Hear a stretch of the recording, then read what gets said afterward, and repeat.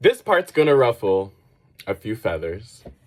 And I say that not because I care, because I promise you I don't. As a matter of fact, if you can't tell, I'm very much looking forward to this. But I would say for those of you who have the audacity to be offended by what I'm getting ready to share in this video, I would ask you, instead of coming for the messenger, perhaps take a look inside of oneself. And if that's a little bit too painful, then perhaps take a look at the people who are spending thousands of dollars to be a part of this system. Okay? So, with that being said, let's begin with the pecking order, right? That's what everybody wants to hear. And because at UCLA, key note, at UCLA, there was a very, very definite rank. So we'll start with the sororities to make it easy. So the top tier, if you will, was 4 sororities. At the very, very top of that tier was Alpha Phi. Alpha Phi had a thing for girls with big eyes. Second, Kappa Kappa Gamma. They had a thing, at least while I was there. Kappa Kappa Grandma had a thing for blondes. DG, Delta Gamma, right there in that top tier.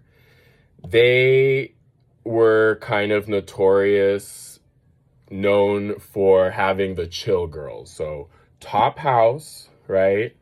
In that top tier, they were just known for being really down to earth. That was the reputation of Delta Gamma DG.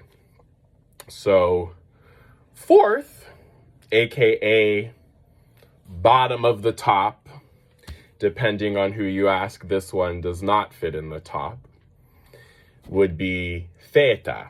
So Kappa, Alpha, Theta. And I'm just going to leave it at that for the top tier. Middle tier, right? Mid tier, we're going to say Chi. So Chi Omega, they had a thing for half white and half Asian girls. Again, during my time at UCLA. And then we have Pi Beta Phi. Pi Beta Phi, also called the Coke House. They had a thing for twins. I think a year or two ahead of me, they had these twin girls who just, everybody knew about the Pi Phi twins. And so every year after that, they kind of tried to like replicate their little bit of success with the rush process. I'll get to that later after I get through the rankings. So that's Pi Beta Phi. What are we at? 6. So under those two, we have AD Pi, Alpha Delta Pi.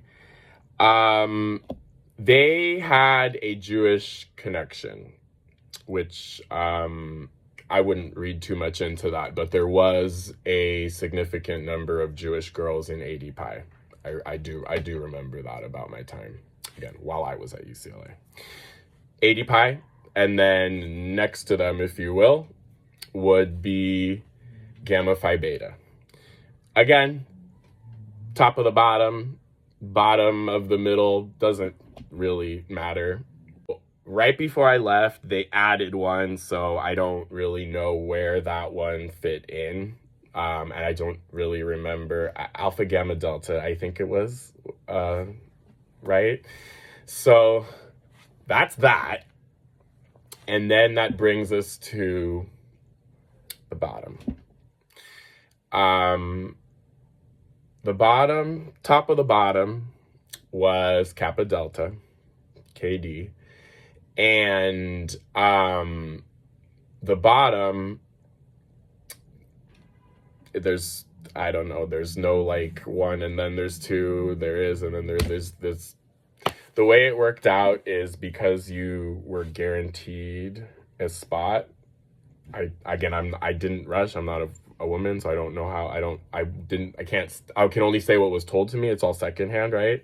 But you're guaranteed a spot, and then what that basically meant is you were guaranteed a spot in one of these two, which was Tri Delta, triangle, triangle, triangle. And then there's Alpha Chi Omega, not to be confused with Chi Omega, which I said earlier. So, moving on over to the boys. The boys wasn't so much a ranking as much as, like, I guess I'll describe it better of a tiers. And I may forget a couple because, it was a little bit different from, like, the girls is the best way I can describe it, the sororities. So the top tier, if you will, ZBT, Zeta Beta Tau, those guys were all very twinky. And just like AD Pi, they also had this Jewish connection. I won't say Zionist. I'll just say, again, lots of Jewish people, although there were a lot of Zionists in ZBT as well. So ZBT. SIGEP.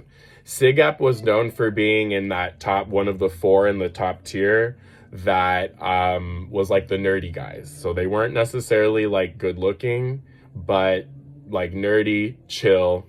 That was SIGEP.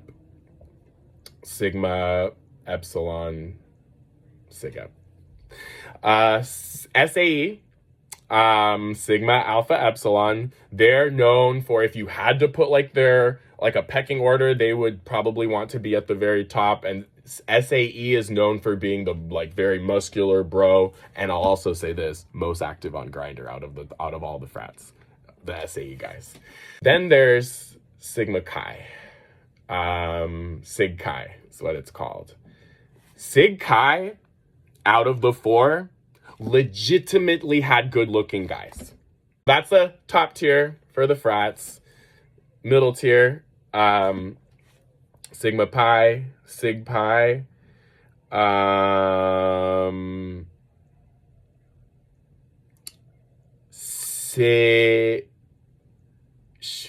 it's been a while. So there's the white one, Sigma Nu.